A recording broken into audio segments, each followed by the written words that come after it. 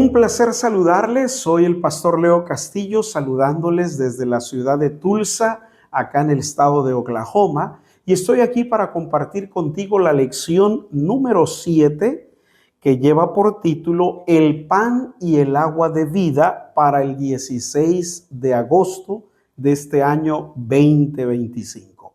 Acompáñame en el texto bíblico de Éxodo capítulo 16, versículos 28 al 30.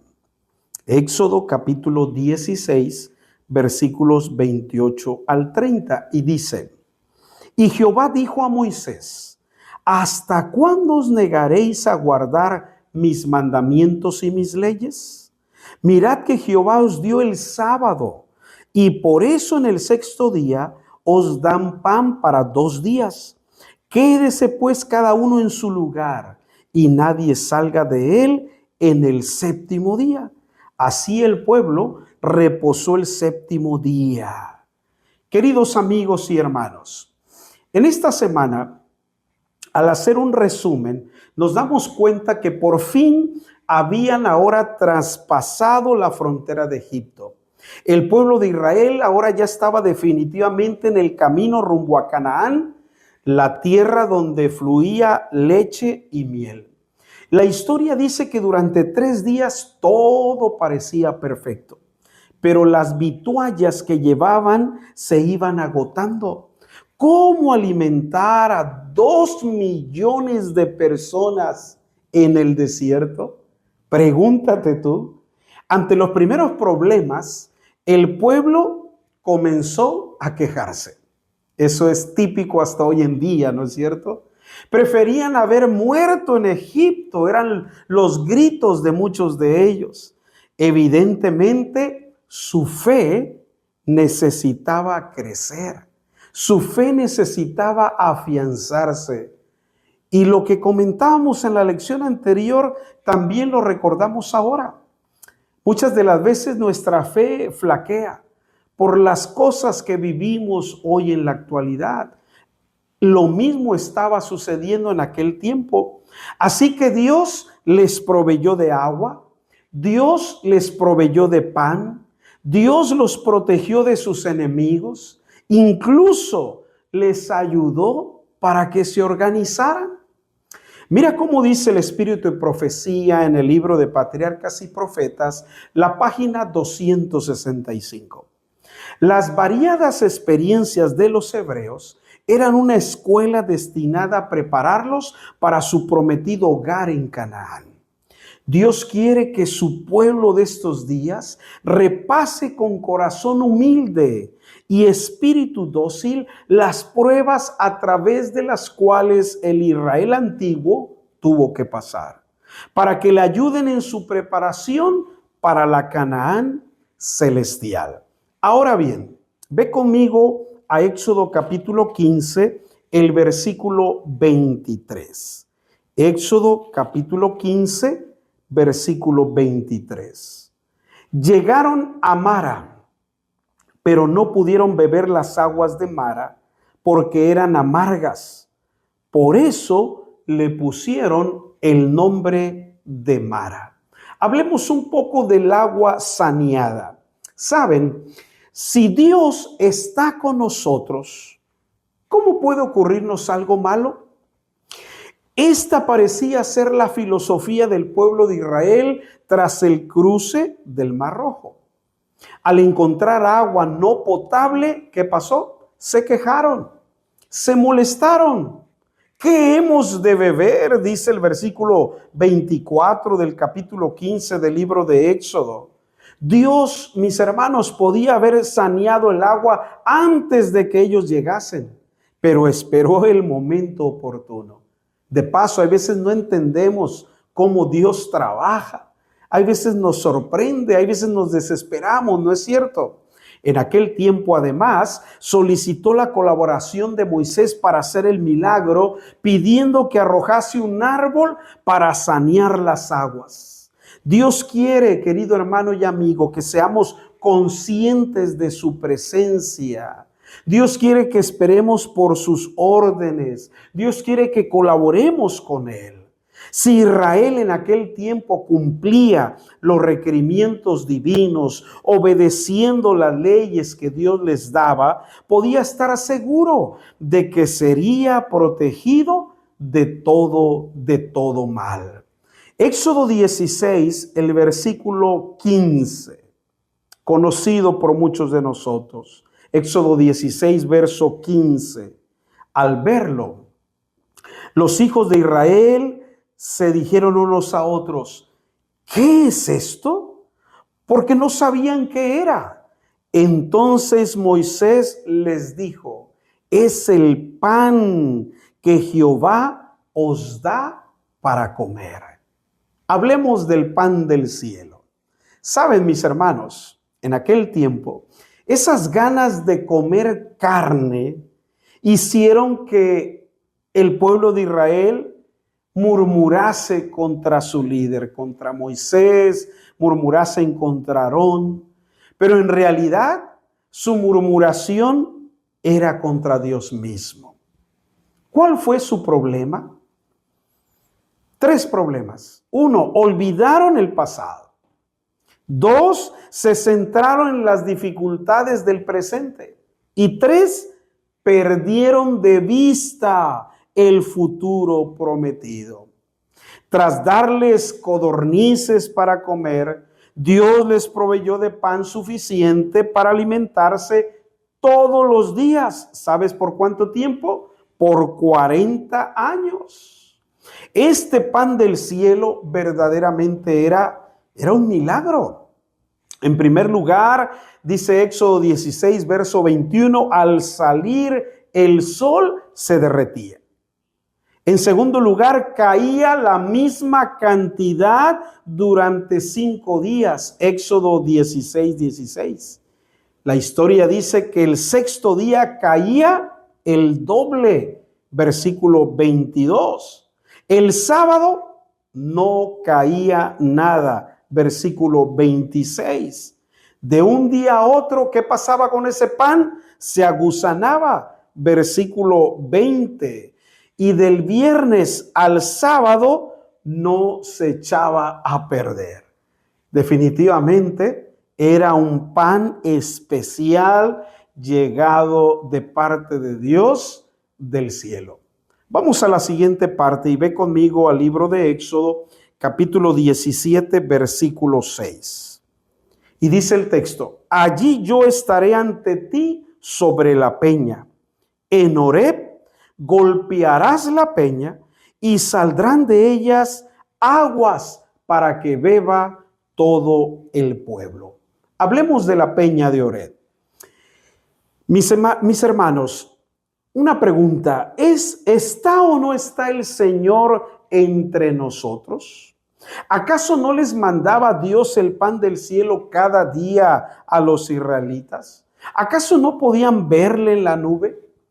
Cuando nosotros volvemos a leer estos relatos, recordamos esta historia como en este trimestre, es asombrosa la incredulidad manifestada por el pueblo de Israel en ese tiempo. ¿Te parece? Pero cuidado, Pablo también nos advierte que no caigamos nosotros mismos en el mismo ejemplo de incredulidad de los antepasados, como le pasó al pueblo de Israel. La historia dice que a pesar de su incredulidad, Jesús mismo hendió la roca y siguió proporcionándoles agua durante todo su peregrinaje. Él es la roca espiritual que los seguía. 1 Corintios capítulo 10, versículo 4. Para ellos como para nosotros, no lo olvides, Cristo es la fuente de la vida. Y Cristo es el dador de la vida eterna. Vengamos a la fuente de vida, Cristo Jesús. Acompáñame a Éxodo capítulo 17. Vamos a la siguiente parte y leamos el versículo 8. Después vino Amalec y peleó contra Israel en Refidim. Hablamos de las manos alzadas. ¿Qué pasaba aquí? La historia dice que mientras el pueblo avanzaba por el desierto, Los amalecitas atacaron al pueblo de Israel. Entonces viene Moisés y pide a Josué que los defienda mientras él, Aarón y Hur subían al monte con la vara de Dios. ¿Por qué atacaron los amalecitas? Pregúntate. Ellos habían escuchado lo que Dios había hecho en Egipto, pero al contrario que otros cananeos, ellos no tuvieron miedo. Se burlaron de Dios, desafiaron atacando a su pueblo y solamente para demostrar, ¿sabes qué? Que eran más fuertes que él. Mientras Moisés alzaba la vara de Dios, ¿qué pasaba? Israel ganaba. Pero al cansarse sus brazos, Israel era derrotado. Era hora de que el peso de la acción fuese compartido por otros líderes. Aarón y Hur apoyaron a Moisés y le ayudaron a que la obra de Dios fuese exitosa, derrotando así al enemigo. Ahora bien, vamos a otra parte, Éxodo capítulo 18, ahora el verso 21, que narra lo siguiente. Muy interesante. Además, escoge tú de entre todo el pueblo a hombres virtuosos, temerosos de Dios, hombres veraces que aborrezcan la avaricia. Y dice también allí, y ponlos sobre el pueblo como jefes de 1000, de 100, de 50 y de 10. Mira bien, qué interesante consejo encontramos aquí.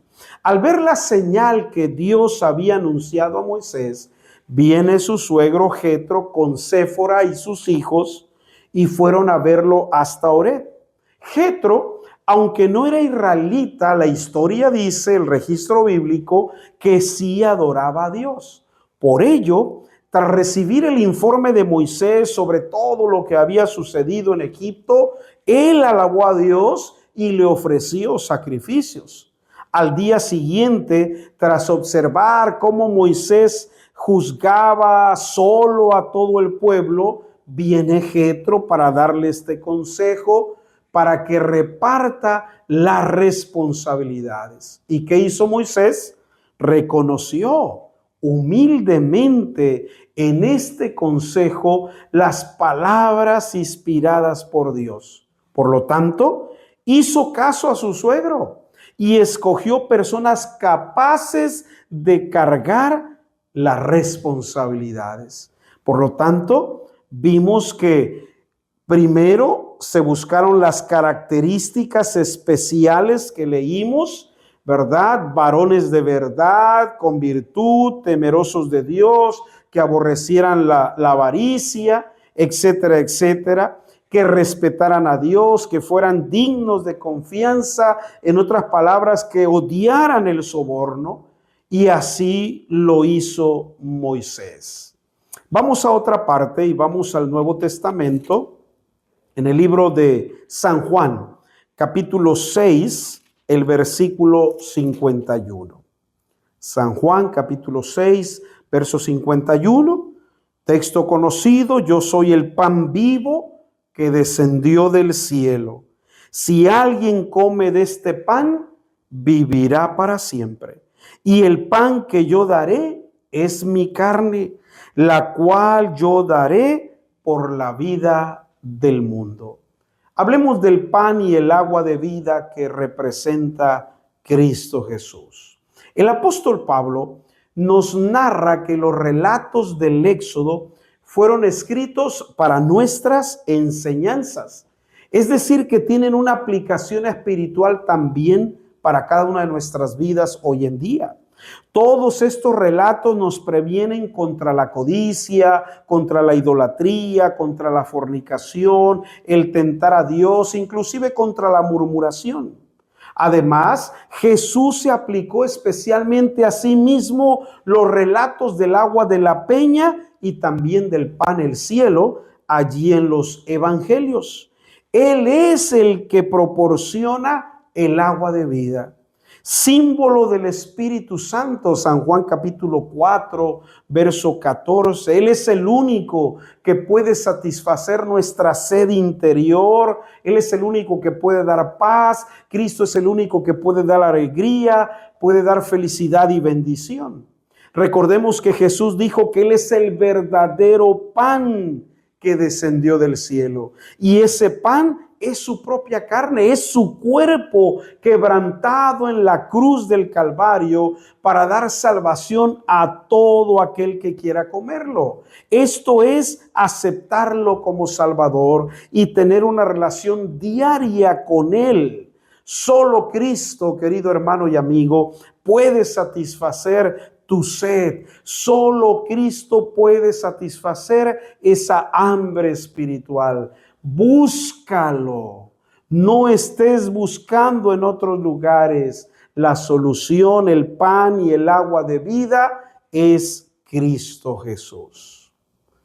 Por último, permíteme leerte de la revista Señales de los Tiempos de la hermana White el siguiente comentario. El Redentor del mundo conoce las necesidades de cada alma. Cuando estamos oprimidos y fatigados, Él lo sabe y Él es quien nos provee del refrigerio espiritual.